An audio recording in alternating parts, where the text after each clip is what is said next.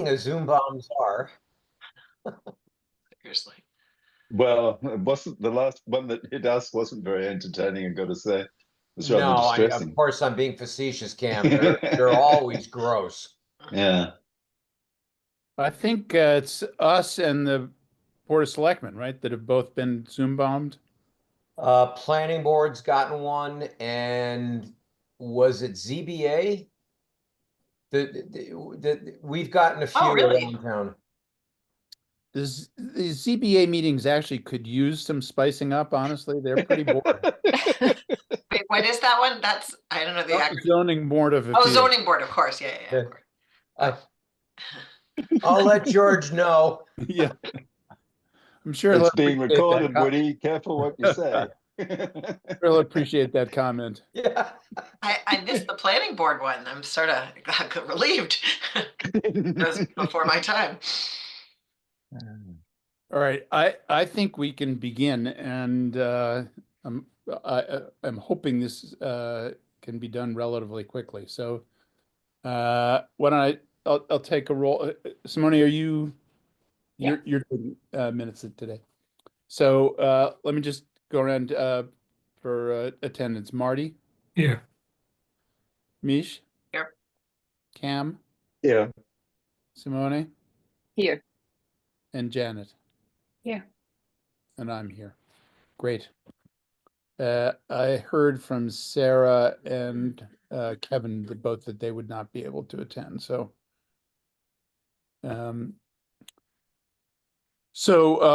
first order is the minutes for the last meeting, the meeting of 12/11, which I believe I just distributed a couple of days ago. So, any comments, corrections?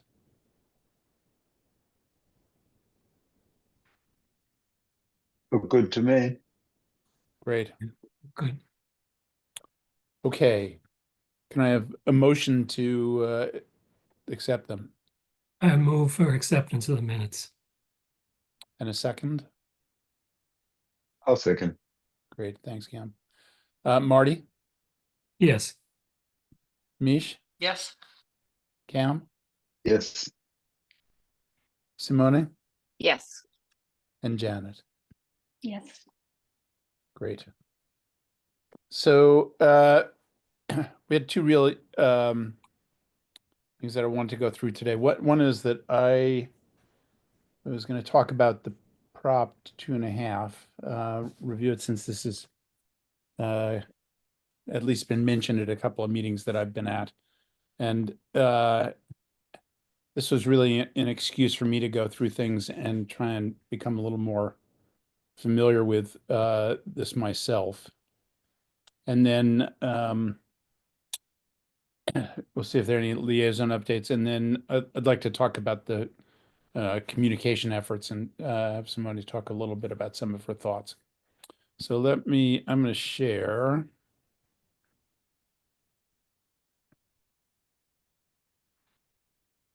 Can everybody see that? Yes.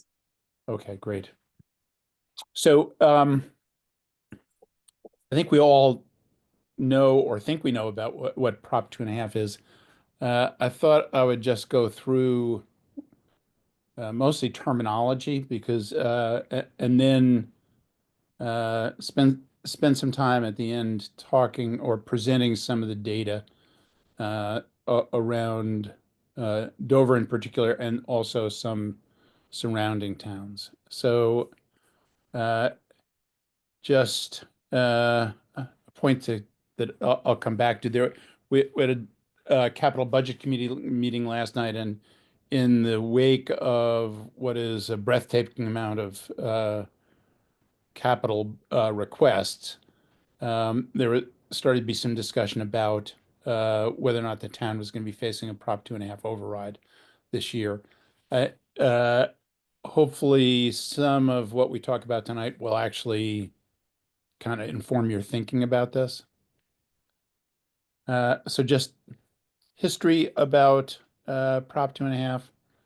It was enacted in 1980. It was part of a large anti-tax kind of wave that went across the country. It followed Proposition 13 in California. It was enacted in 1980 as a citizens petition and went into effect in 1982. The citizens petition was sponsored by a group, Citizens for Limited Taxation. The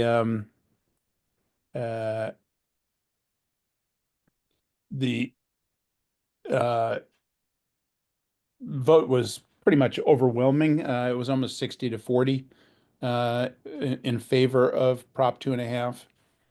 What it does is it limits property taxes. So four types of property taxes: residential real property, commercial real property, industrial real property, and then what's called business-owned personal property, which you all probably are familiar with, but I didn't understand. The real property are fixed assets.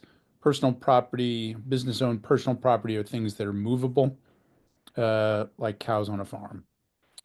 And then it also, one thing I wasn't aware of is it also restricted the growth of the automobile excise tax. There are two crucial terms that come up again and again as you talk about Proposition 2.5, and I had a little trouble last year getting these two straight. So just to review, the levy ceiling is the total annual property tax revenue raised by a municipality. And after Proposition 2.5, the levy ceiling cannot increase beyond 2.5% of the assessed value of all taxable property in the township. So the tax base is the assessed value of the property. The annual property tax revenue can't exceed 2.5% of that. The levy limit is a historical kind of number. It's what it says is that the annual increase of the property tax cannot exceed 2.5% per year, plus the amount attributable to taxes that are from new real property. So the levy limit is that year's limit on the property tax revenue, and it can't go up more than 2.5% a year, plus any new increase in property. So stop me if you have any questions. So the consequences were pretty actually dramatic in the first year and the next few years. It's obvious that municipal income is going to decline in real terms whenever inflation exceeds 2.5%. Municipalities at the beginning, municipalities exceeding 2.5% of their total assessed value for their property tax revenue had to reduce the revenue by 15% a year until they got below 2.5% below the levy ceiling. Across the Commonwealth, in the first year before the Prop 2.5 actually took effect, 15,000 municipal employees were laid off. And over the next 30 years, the percent of municipal budgets that are raised from property taxes declined from about 2/3 to 1/2. In most of the years between 1980 and 2005, inflation exceeded 2.5%, and healthcare has exceeded 2.5% nearly every year since the initiation of Prop 2.5. And state aid, which was increased initially after the passage of Prop 2.5 to make up some of the hit that the municipalities took, has not grown at a pace to keep up with the loss of municipal revenue. Okay, so going back to the levy ceiling, since again, this is actually important. The levy ceiling is calculated as the total assessed value of the town's real and personal property multiplied by 2.5%. Thus, changes in the assessed valuation change the levy ceiling.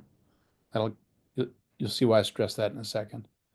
So increases in property values in the municipality due to properties being added or subtracted from the tax rolls, assessed values of current properties changing, those will change the levy ceiling. The levy limit must always be less than the levy ceiling. So the levy limit, it's the maximum dollar amount that a community may routinely levy in any fiscal year. The levy limit for any fiscal year depends on the levy limit for the prior year, and the increase in the levy limit is capped at 2.5% plus any new growth in the assessed valuation of new property. The actual levy in the prior year, if it's different than the levy limit, has nothing to do with the calculation of the levy limit. Took me a while to kind of get this completely. So that is to say, most years in Dover, for example, the actual levy amount is less than our levy limit. The amount that we levy, though, doesn't go into the calculation of the next year's levy limit. Only the prior year's levy limit goes into the calculation. So as I said, last year's levy limit is increased by 2.5%. New growth is then factored in by the assessed value of any new property multiplied by the prior year's tax rate. So that would be new development, exempt property returned to the tax rolls. So the Archdiocese selling property to a commercial developer, something like that, or new subdivisions that create new property that are assessed. Changes in market value don't factor into the calculation of the levy limit. Okay, so now overrides, or less frequently underrides and exclusions. An override, a Prop 2.5 override, is an increase in the dollar value of the levy limit approved by the voters. So in Massachusetts, I think the current situation is that a town with a select board, the select board by majority vote can recommend a Prop 2.5 override to the town meeting. Then the town has to vote on it, and I'll have to ask if anyone here knows what the rule is as to what the vote has to be. But an increase in the levy limit that occurs with a Prop 2.5 override permanently increases the levy limit. So if the town of Dover decides that it wants to spend more money on police, on security, and we're operating at our current levy limit, we can raise the levy limit through a Prop 2.5 override to a new amount. And the subsequent year, that new levy limit would be the basis for the subsequent year's levy limit. And that goes on in perpetuity unless there's another Prop 2.5 override or underride. It can raise funds for any purpose. It can be operating money or capital. The only restriction on the amount of an override is that the new levy limit, still has to be less than the levy ceiling. An exclusion is related but is significantly different.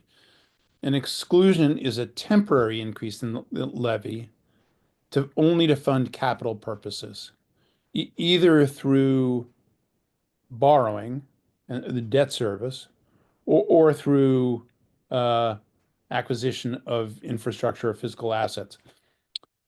An exclusion does not alter the levy limit and therefore doesn't change the levy limit going forward. So if Dover decides to fund some of the capital expenses, the turf field at the high school, for example, through by issuing debt. We could do that, and we were up against our levy limit. We could do that through an debt exclusion. So not altering our levy limit for the future, but nevertheless raise our levy above our current levy limit by the amount necessary to fund the debt. So that's the big difference. A Prop 2.5 override can either fund operations or capital and permanently alters the levy limit. An exclusion is restricted to capital, either through debt service or through direct acquisition, and does not alter the levy limit, even though the debt might be a 20-year debt, and you'd be paying that we'd be raising a levy above our levy limit for those 20 years. At the end of the 20 years, when the debt is paid off, our ability to raise funds goes back to what the levy limit is in that year. I think I went through this pretty well. So final term, excess levy capacity. So the difference between the actual levy, the amount that the town raises through property taxes, and the levy limit is called the excess levy capacity. So as I said, most years Dover's levy is less than our levy limit. The difference between the levy limit and what we actually levy is our excess levy capacity. If we have an exclusion and we have the ability to raise funds beyond our levy limit, the excess levy capacity is the difference between the actual levy and the maximum allowable levy, which is the levy limit plus the exclusion. Okay. So questions about what I've gone through. Did any of that make sense? Woody, quick question. So if it's something that the capital project that's very kind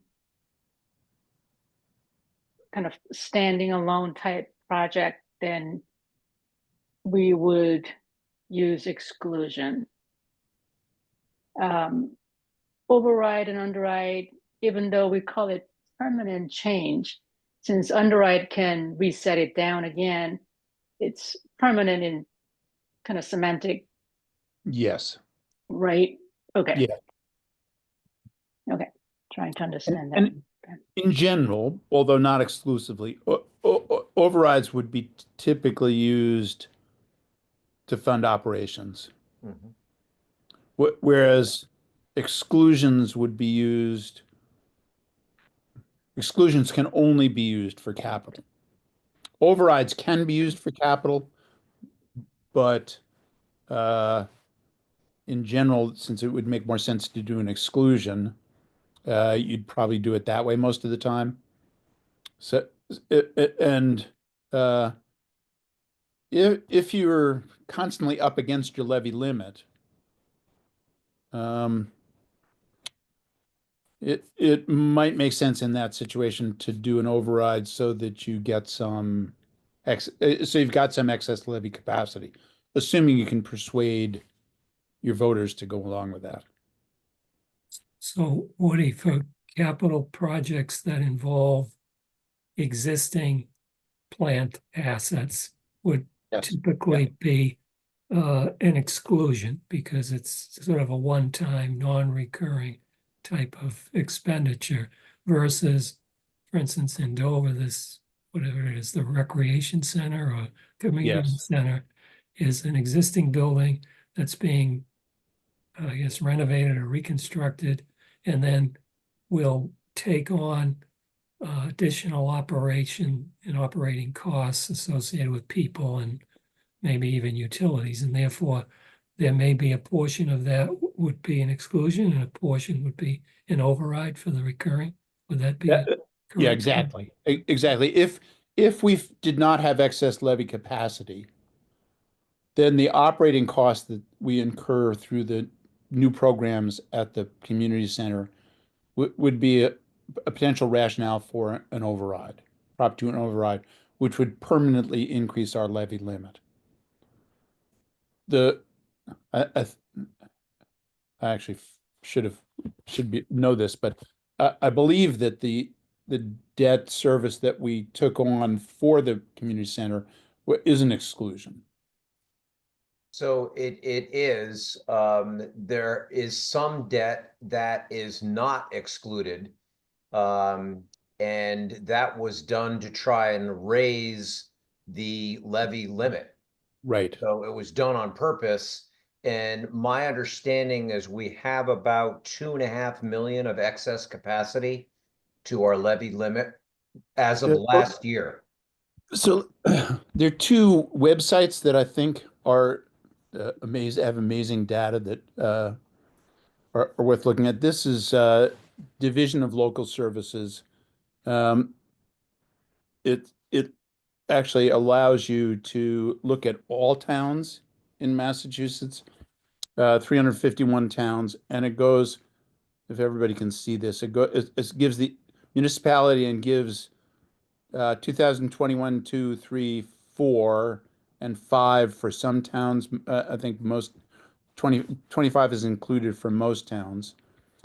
It gives the fiscal year, the levy limit without exclusions, the maximum levy limit, which would be the levy limit plus exclusions, the total tax levy, which is what you're actually raising, and then the excess levy capacity. And you can see that for Abington, in all these years, their excess levy capacity is tiny. They are bumping right up against their levy limit. So it also gives the levy ceiling and the override capacity. And the override capacity is the difference between uh, the the levy limit and the levy ceiling. Uh, then it gives the total assessed value and the tax levy as a percent of the assessed value. And remember, the levy ceiling says that uh, 2.5% of the total assessed value is the maximum you can raise. So their levy ceiling is 1.65% of their total assessed value. So if we look at Dover,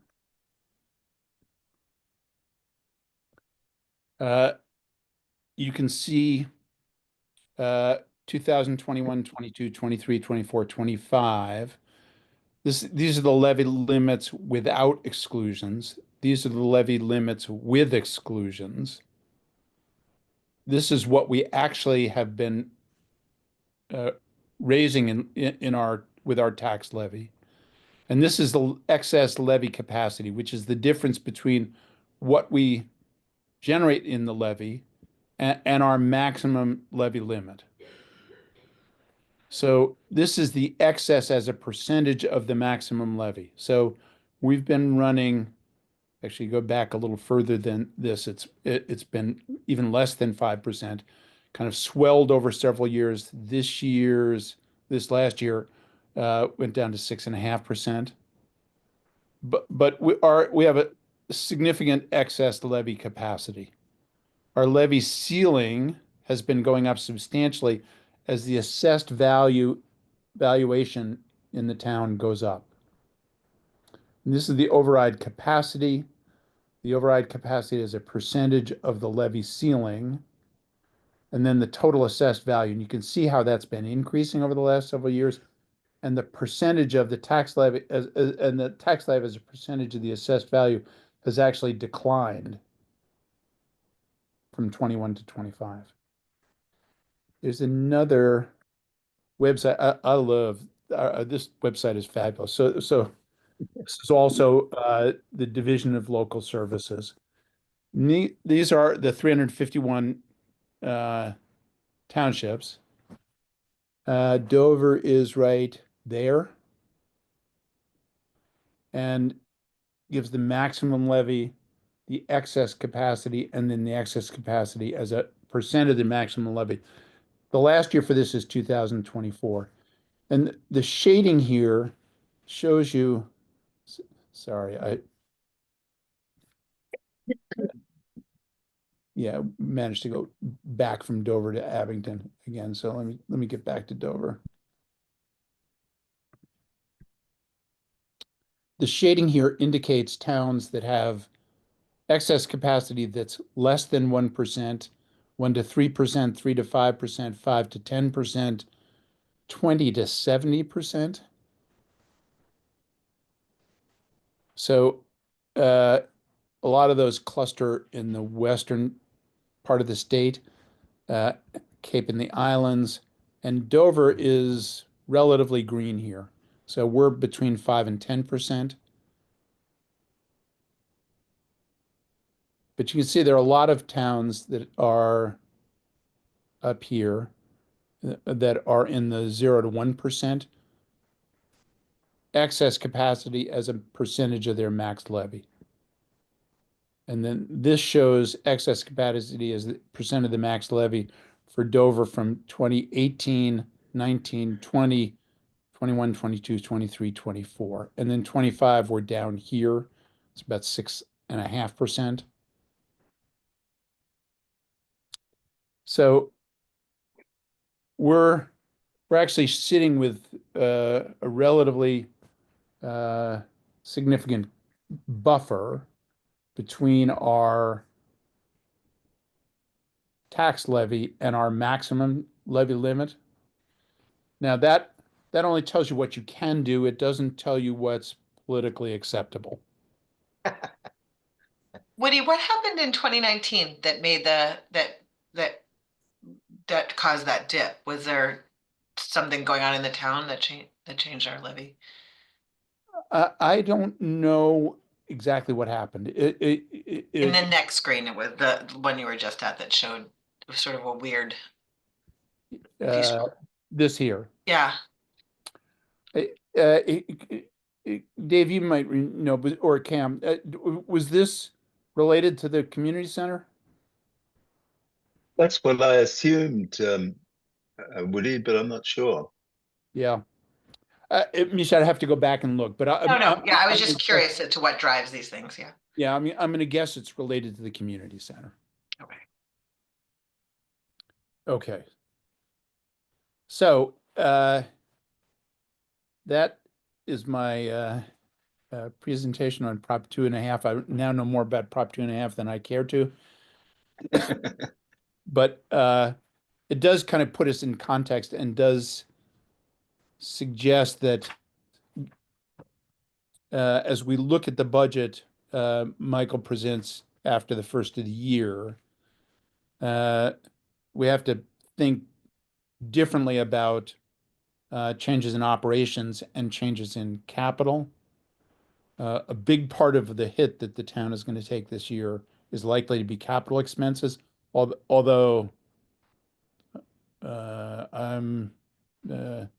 even though our school budgets have been relatively modest in terms of their operating increases, it's not inconceivable to me that that there'll be new positions requested from a bunch of departments that may change operations as well.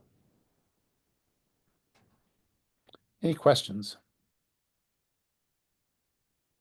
May I just ask one on the 2.8 million then of excess levy capacity? Yeah. If we don't exclude, and let's say we wanted to take the whole, I'm going to make a round number, the $10 million of capital requests for next year, Yes.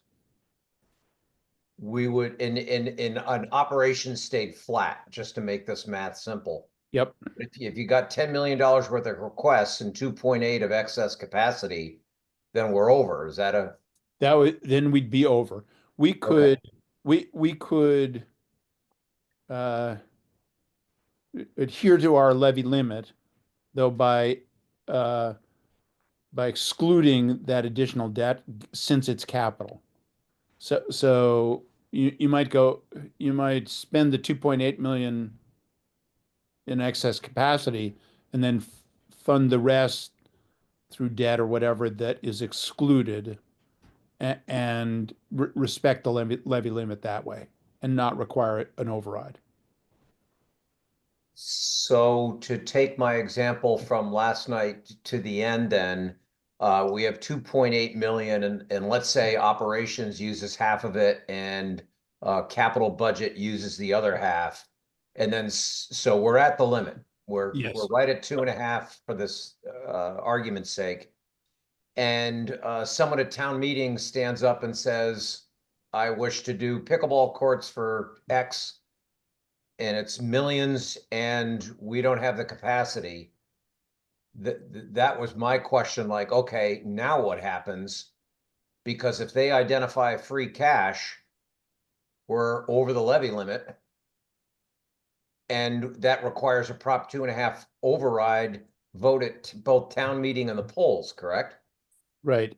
And my understanding, you would probably know this better than I, but my understanding is that you can't propose an amendment at town meeting Without having the funding sources. without having the funding source. Agreed. So Absolutely. I think if your proposal to fund it from free cash put us over the levy limit, that wouldn't satisfy the requirements of town meeting. I think the only way to trigger an override vote is for the Board of Selectmen to vote to present it to the town. There's other This might be a question for Nina. Yes, Because absolutely. I don't know this answer. Yeah. But there are other permutations and combinations too. What happens if the town meeting decides to support an override and the vote is against it? Where do we go then? Fails. I think this requirement The for, question is, what happens to the budget then? It's sort of sitting out there. The whole budget is not, my understanding is the whole budget is not approved. right. You could go back to the 2.5 levy limit. But anything in And go excess to of another that, town meeting. I think for you'd it have to then. go to another town meeting. but Yeah, yes, yeah. I'm sorry. Yes, I totally agree. Mhm.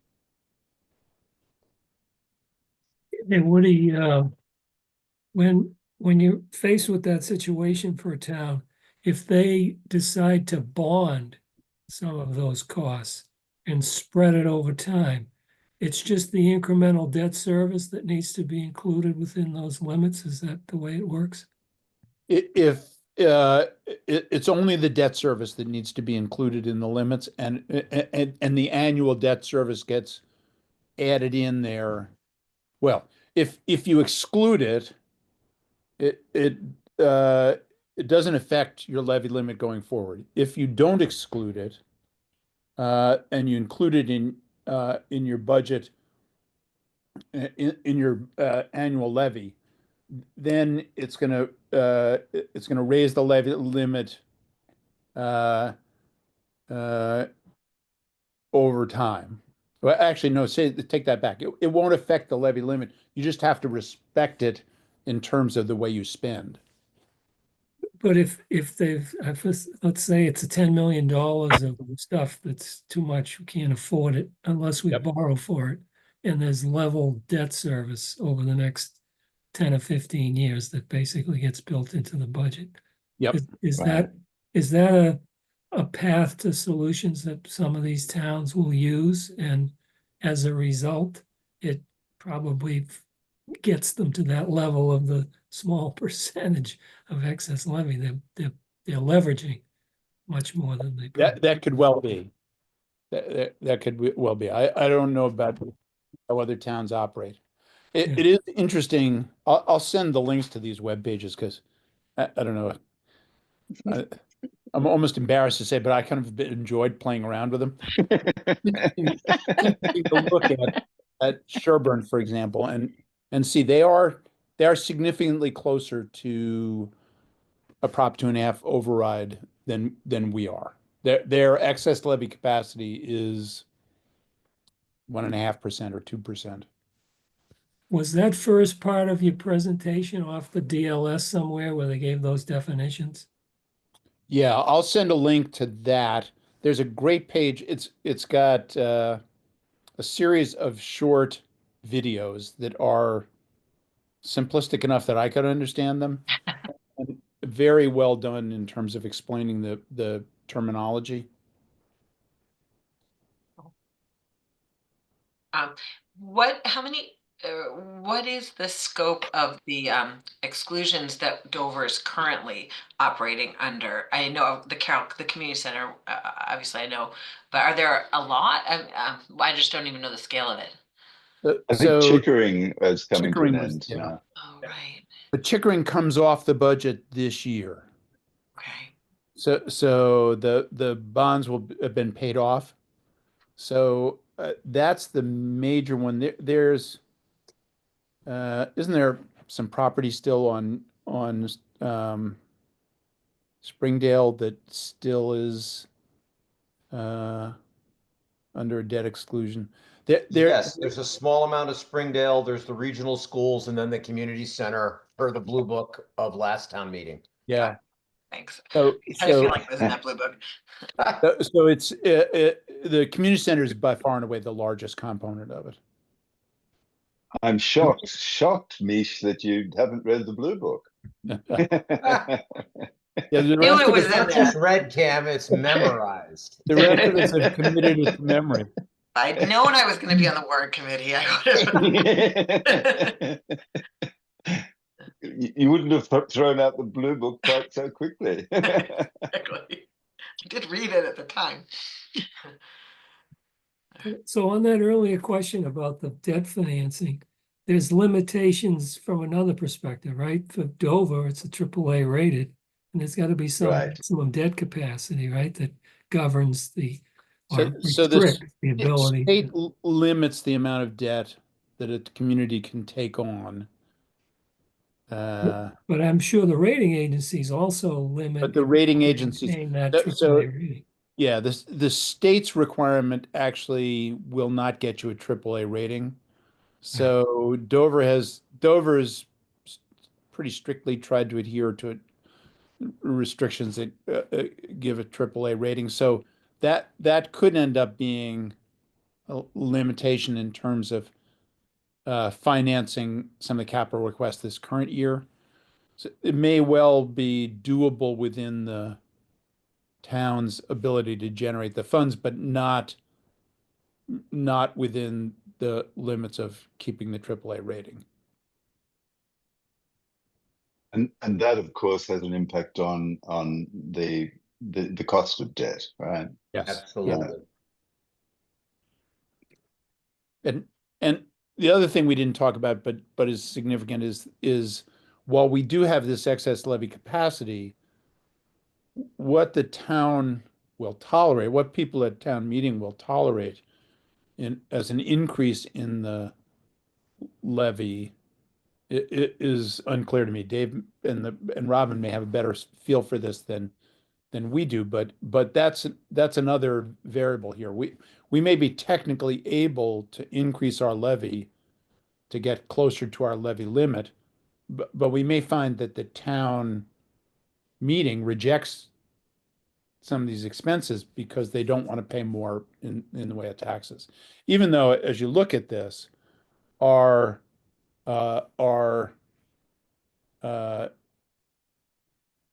revenue, our levy as a percentage of the assessed value in the town has been declining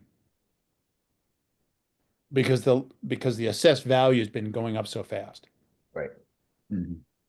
That also can reverse, as we all know. And that can also reverse. But given that those big expenses that are coming up this year, it really does speak to the idea of trying to come up with a budget, workable, a sort of a close budget pretty early in the process, so we can get an understanding about how we can assess the various proposals that come before us. And Yep. I think that's was a really great idea of Robin to try and pull that forward. I think it's going to help us a lot. Agreed.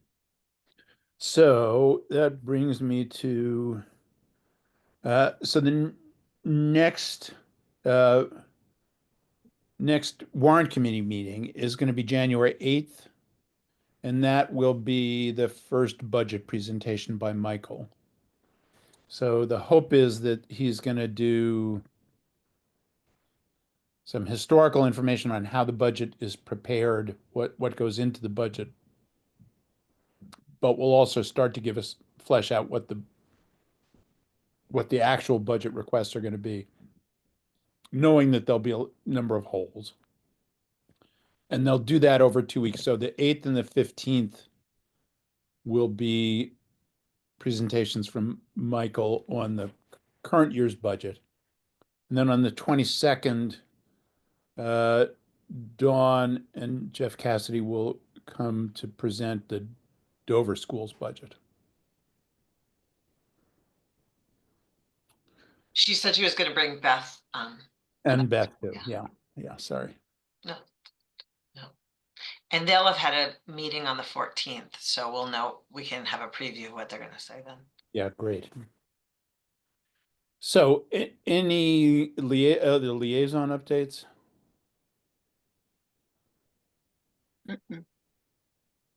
So Cam and Dave and I were at the Capital Budget Committee meeting last night, and I would say it is intimidating. The Barry is still kind of collating all the capital requests, but it's not quite. I don't think it's going to end up being quite as bad as the initial concern was that Parks and Rec is coming in with significantly below what had been originally feared. The schools are the $2 million for the school for the turf field is somewhat larger than the original expectation, but it's still a lot. It's probably around $6+ million in terms of capital requests.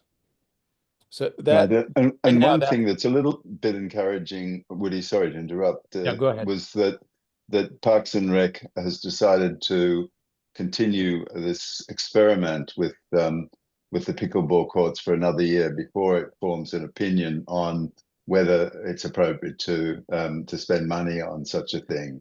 And Yes. so that at least gives us a little bit of time to work out what we're going to do if they then decide that they want to have a pickleball court.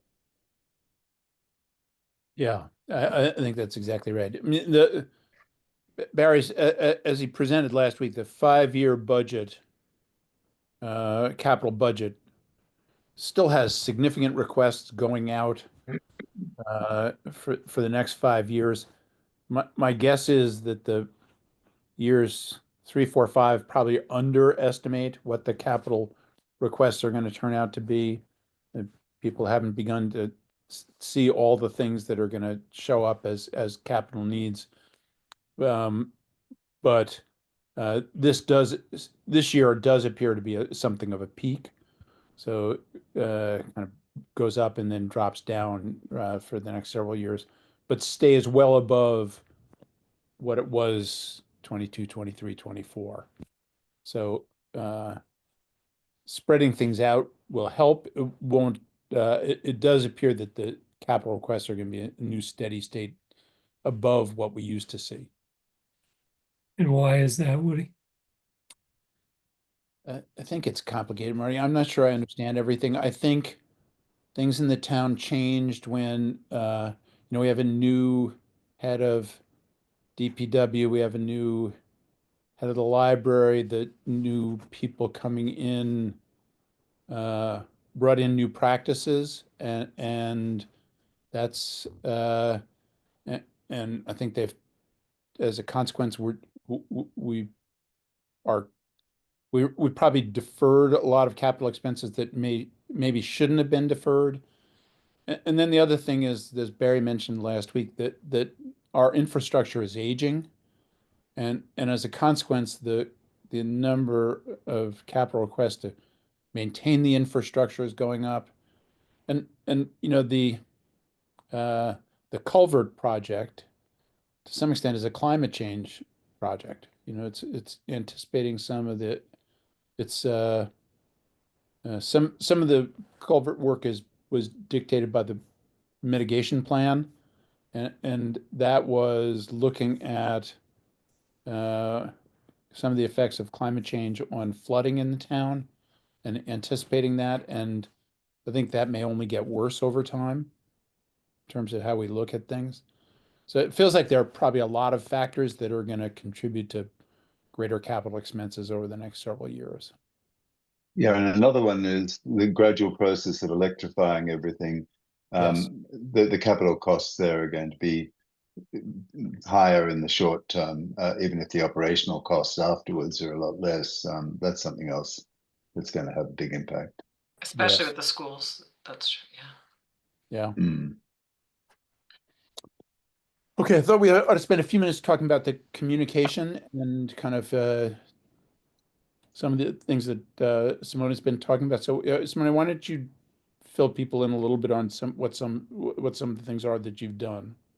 Sure. I mean, what I tried to do with the email that I sent was to just translate some of the conversations that we had here into something that is more digestible for the community in general.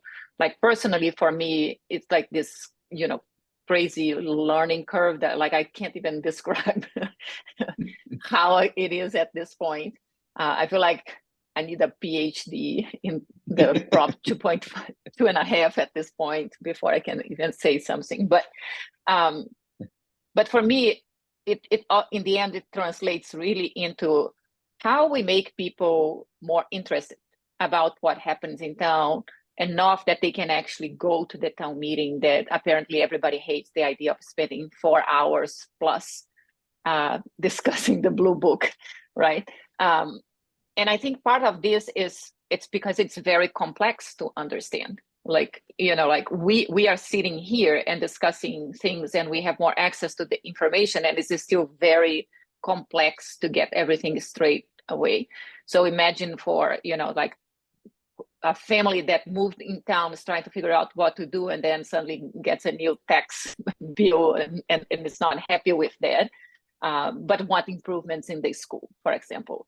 And this whole thing, even like with the pickleball court, I've been trying to think about, the Council of Aging has this agreement with the Kingsbury Club to send, if you want to swim, you get a pass that is cheaper and you can swim there. Well, can we do the same for pickleball courts? There are plenty of pickleball courts nearby. Maybe the town will spend money in buying, like creating an agreement where people can go and pay less rather than building a pickleball court for convenience. Because I feel like in the end, it is convenience that we are discussing and not really something that will benefit the town as a whole. Granted that I never played pickleball, so I may actually enjoy at one point, but at this point, I don't have any plans for that. So I tried to use what we discussed the last meeting and create a more friendly language and see with what happens. So if we agree that this is a path forward, I think we also need to sit eventually with Chris and see how we can actually create a communication plan. Because as a warrant committee, of course, we can do that. Like we can go to the Facebook page and post things like that. But this will be like one initiative that some people will see, but not necessarily everybody will have access to it. Ideally, we would be synchronized with like town communications and then the committee's communications and, like whatever kind of social media communication to really get more people engaged. Personally, again, if I had known some of the things that now I know, I probably would have been to every single town meeting that happened since I moved to Dover. Don't laugh, Dave, it's true. It is it is really like, it's mind blowing what can happen. And, you know, like just listening to the conversation today, I'm thinking like, okay, so hypothetically, if we, you know, come with the recommendations from the Warrant Committee to the town meeting, and then we're going to spend like 52% of the town budget on the schools. But then there's a group of citizens that actually go there and say, no, we actually want to build a pickleball court and start fighting, right? And vote against the school budget. Then what happens? Right? So for me, these are the things that I would love to even understand more, like what is the percentage of the overall budget that go to different age ranges? Because I think that there's a bit of tension in some of these initiatives, no matter how we do. So communicating and making sure that if you are there and present, then you have the ability to get what you want.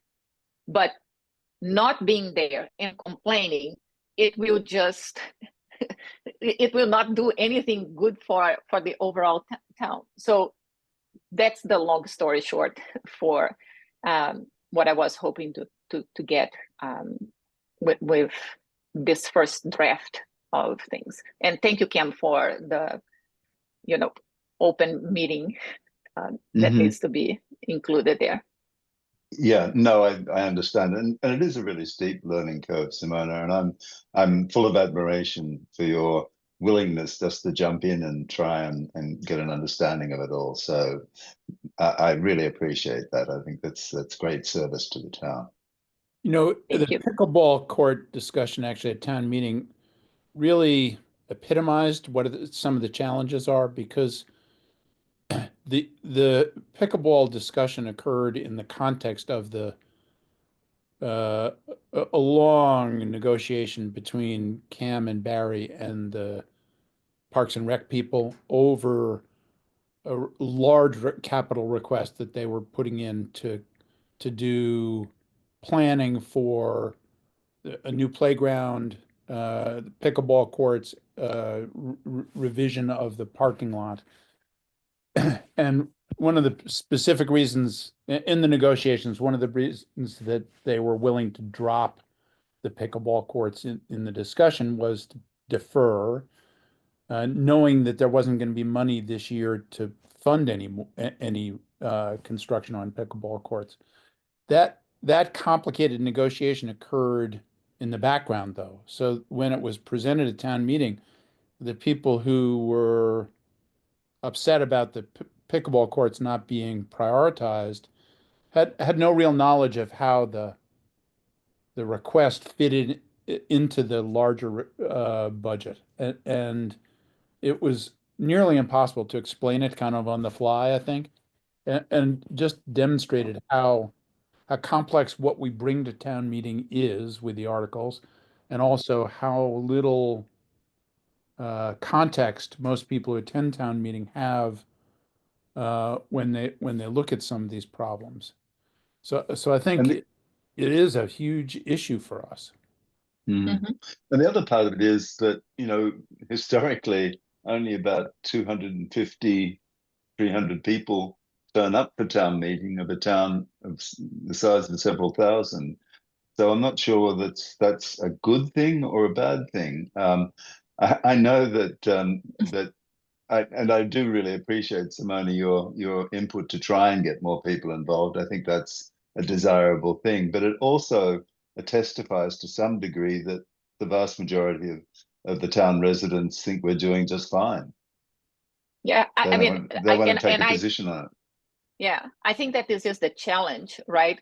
I don't know if they actually think that we are just doing fine, or if it's just less problems to think about, you know, because in the end, something is happening and I don't have to have an opinion about, which again, it can be a good thing, right? So, you know, instead of managing, I think like we have to have like 173 people in the town meeting. So instead of having to deal with 173, maybe we will need to deal with 300 or, you know, 1,000 one point, and then it will be a much more, you know, it could be a more complex conversation.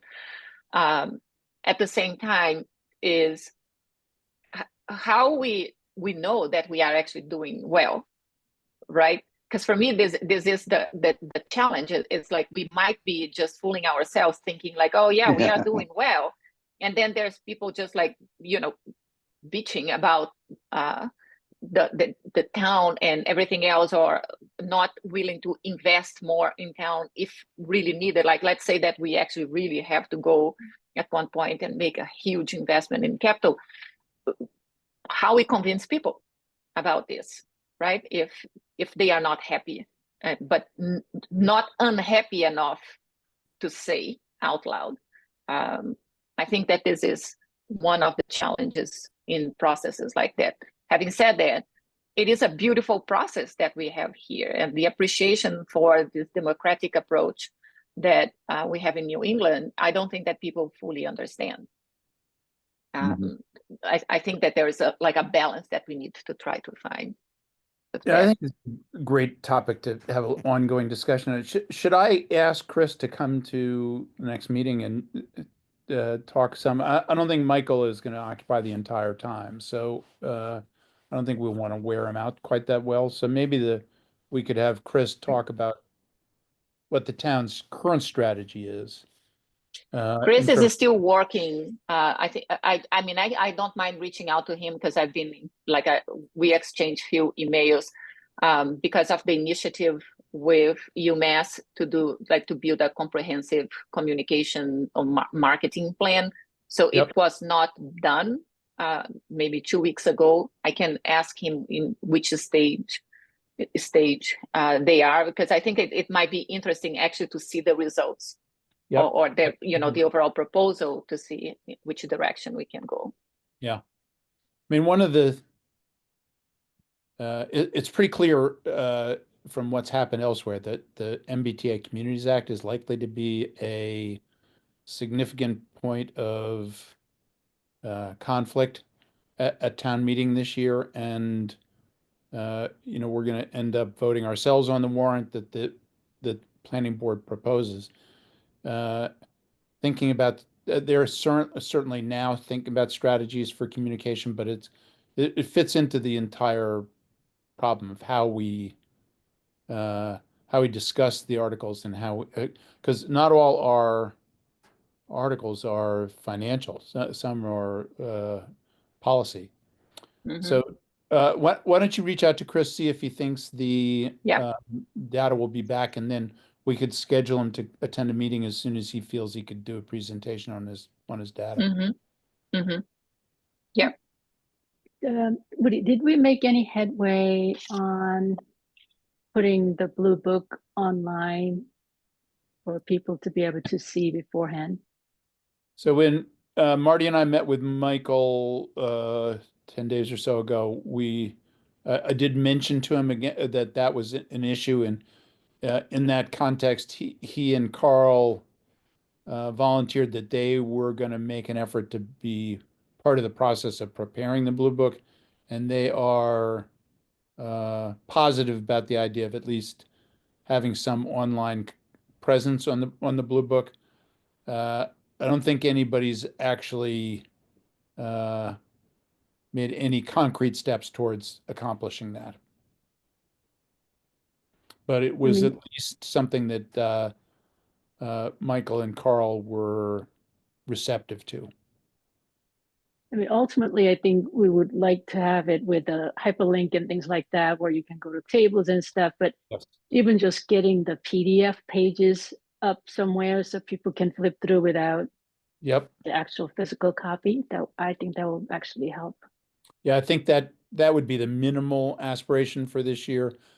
I think there's still a requirement that will eventually need to be changed, that we mail a Blue Book to each residence, but that doesn't preclude us emailing a Blue Book to everyone at the same time. My understanding, Woody, was that it's just tradition that we've mailed it to every resident, and there isn't any statutory I actually requirement. I found something that referred to a bylaw that required it. So I think we need to check with Nina about Yeah. But if it was online, we could put QR codes, you know, in the post office and on the towns, you know, on the banners in the front of the town hall and all sorts of places, just Yep. so that people can, just to be really an awareness campaign about it, you know. Yep. Yeah. We'll still need to print about but- 300 copies because there's about 300 people who actually read them. And mark them and earmark them and Actually, Dave, I thought you were the only one in town. Well, but I do it 300 times. Yeah. But again, when you go to the post office on the day the blue books are mailed, it's disgusting. There are a lot of Yeah, yeah. Just bins of blue books tossed in. So if there is a bylaw, that might be a great thing for the selectmen to put on a warrant article To remove see it. if the town will remove that requirement, Yeah, given the electronic age. Yeah, it would be great. yeah. So is that something you want me to ask Mike about? Yeah, absolutely. That'd be terrific. Yeah. And Woody, another thing to consider in terms of awareness is I know that the new 8th grade civics teacher at the middle school is working on town government right now, because I was interviewed about how it works by an 8th grader yesterday. But I wonder if, as it closer to town meeting, he's really enthusiastic about teaching civics, and it might be something that there was, you know, that we get the kids, you know, some sort of, you know, I've done a little bit of this in the past with other things, and you know, if kids are talking about at dinner table, their parents are listening, and that's another way to reach to engage people. So I am really enthusiastic about this. I think this is a great thing. I really believe that getting the middle school and the high school involved would be one of the more effective ways in which we could reach parents and people in town. I could So, not agree more. you know, I'd love to have a high school student or two as affiliate members of the Warrant Committee. We might bore them to death, but you know, Yeah, it's a pretty cool the idea. deal is they could put it down on their college applications. You know, Yeah. I think there are That would variety- be amazing if you had that. Yeah, I think there are a variety of ways in which we could kind of reach out to the school. So if the civics teacher, 8th grade civics teacher is receptive, I think we should go for it. Yeah, I can make a first. If you want, I can make a first. Yeah, absolutely. I've met him before, so. Yeah. Yeah, I think that terrific. this would be phenomenal. I don't know if you guys are familiar with Don Ariely. He's a behavior economist at Duke. And I've seen a lot of like TED Talks that he gave over the years. And there are two things that like always come to mind when, you know, we have this kind of discussions. One is how people make decisions. And there's one particular situation where the very short version of this is the more complex the decision tree becomes, the less people will make an effort to go through that decision process.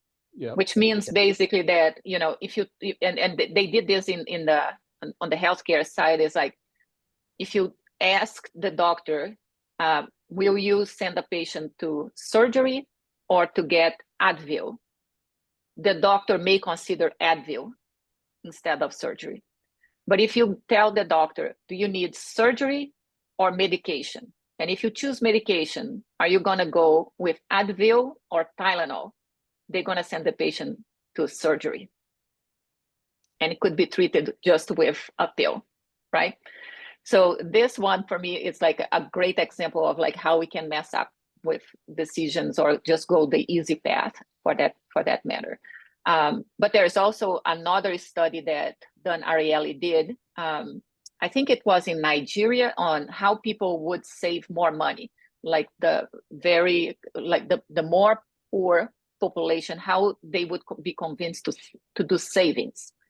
And it was hired by a bank, and they did a whole assessment there and came to because one thing that really like blew my mind, people there would buy life insurance per day, meaning that if they had $1 extra, they would go buy a life insurance, get home and say, here, if I die today, you will be fine. Tomorrow, it not doesn't work anymore, instead of actually putting this money on the savings account and so forth. And they did a study, and they had, I think, like 7 different arms.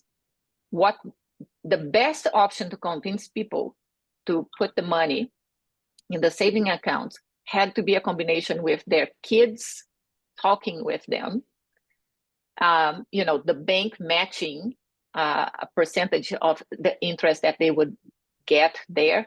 But above all, which I thought was very interesting, is they had to get a physical token. When they gave the parents a physical token in recognition for putting the money on the savings account, the parents saved more. And it was equivalent of a scratch ticket with 0 value. It was just the fact that they had something to hold to it, right? People were more willing to save money. So I feel like we should at one point hire Don Ariely or listen to more of his his talks to understand human behavior and see how we can actually use this in our favor to approve approve things and make decisions easier during the town meetings. Yeah, It's fascinating. I highly recommend that people watch that. Yeah, you should have like a sticker, like the I voted stickers, like I went to town. Exactly. Yeah. Yeah. Exactly. Or a blue book. Yeah. Or you can give a pickleball court pass. Yeah. Okay, it's after 8 o'clock. Yep. It's almost the holiday, so I'm gonna look for a motion to adjourn. Remove that. So moved. So moved. Second. Second. Okay. Everybody have a great holiday. We'll reconvene in let's see, all except Cam. We'll reconvene on the 8th. I'll Cam, be here on the 8th. I Yep. can make it on the 8th. Oh, you'll be back by the 8th? By the 8th, I come back on the 6th. All right, well, Barry's great. already collared me to go to the capital budget on the 7th. All right, great. And the other thing, Woody, was this planning board meeting where the DPW budget is being discussed. Yeah. I think if there's apparently an emerging controversy about the new refueling station that there are lots of questions about. And I think it might be interesting if anybody has the time for people to call into that planning board meeting to get some insights into what people are thinking about it, because that helps us form more rounded opinions. Yeah, The one on the 6th, is that what The that's one on Yeah. yeah. Mm. I'm gonna be going. I'll go to it. I was planning on going to it. So All right, great. Mhm. All right, super. So we have a motion to adjourn. Marty? Great. Simone? Cam? Mish? yep. Janet? Yes. Nina? Okay. All right, everybody have a great holiday. We'll see you in 2 weeks. Thanks. Sounds good. Thank you. Happy holidays all. Bye. Bye-bye. Enjoy. Goodbye.